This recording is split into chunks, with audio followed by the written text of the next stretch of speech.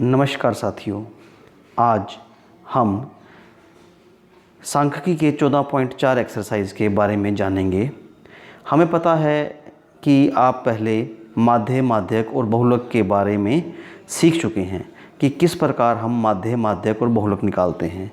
आज हम इनके आलेख के बारे में, संचयी बारंबारता के आलेख के बारे में सीखेंगे।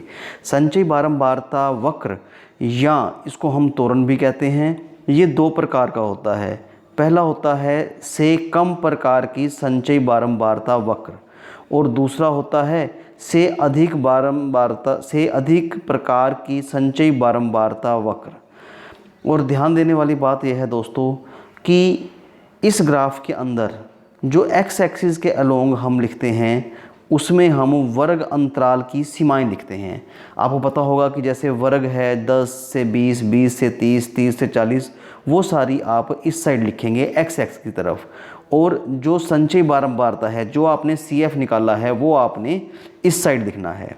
और एक बात ध्यान देनी है कि जब से कम प्रकार की संचयी बारंबारता लिखेंगे तो नीचे हम ऊपरी सीमा का प्रयोग करते हैं, और जब हम से अधिक प्रकार संबंधी बारंबारता लिखते हैं तो हम इसमें निम्न सीमा का प्रयोग करते हैं।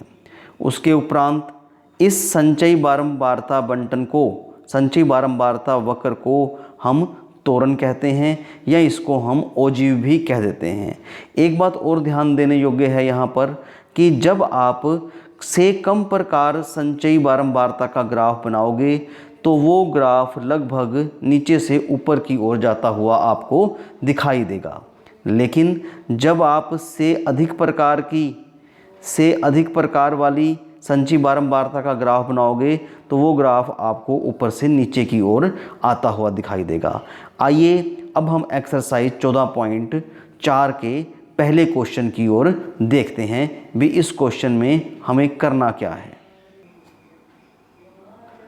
और इसके पहले क्वेश्चन में, एक्सरसाइज 14.4 के इस पहले क्वेश्चन में हमें जो वर्ग दिए गए हैं वो 100 से 120, 120 से 140, 140 से 160, 160 से 180 और 180 से 200 दिए गए हैं।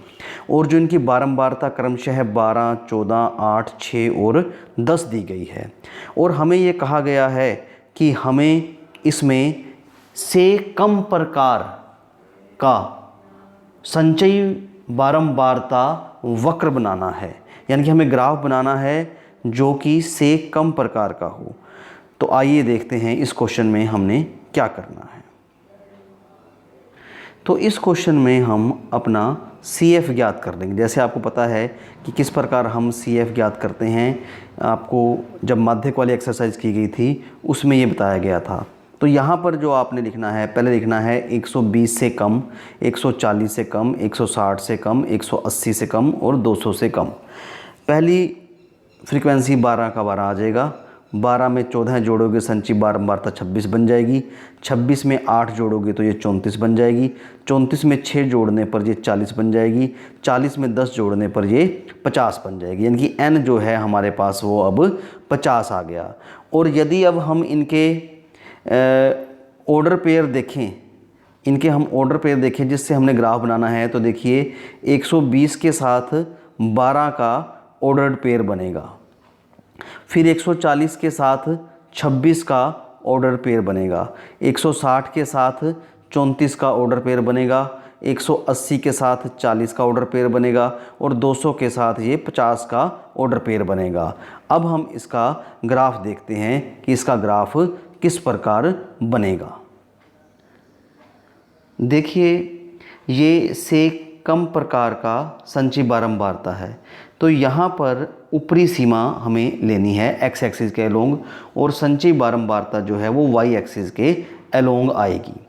अब यहाँ पर जो ऊपरी सीमा है वो जो हमने ऑर्डर पे देखा था 120, 140, 160, 180 और 200 पे हमने ये ऊपरी सीमा ली है। और जो हमारे पास ऑर्डर पेयर थे उसमें जो संचयी बारंबारता थी वो मैक्सिमम 50 तक थी, इसलिए हमने 10-10 के अंतर पर 10, 20, 30, 40, 50 के अंतर पर हमने ये बारंबारता ली है। पहला ऑर्डर पेयर देखें 120 और 12, तो 120 के ऊपर आपने 12 देखना है, 10 से 2 छोटी लाइनें आगे पर आप ये पॉइंट लगा दोगे। दूसरा हमारे पास है 140 से 140 की जो ऊपरी सीमा पर ये 26 है, 20 के बाद 2 छोटी लाइनें लगा दोगे। उसके उपरांत तीसरा ऑर्डर पेयर हमारे पास 160 का है और वो 34 पर है, तो 30 के बाद आप 4 और पॉइंट यहाँ पर लगा दोगे।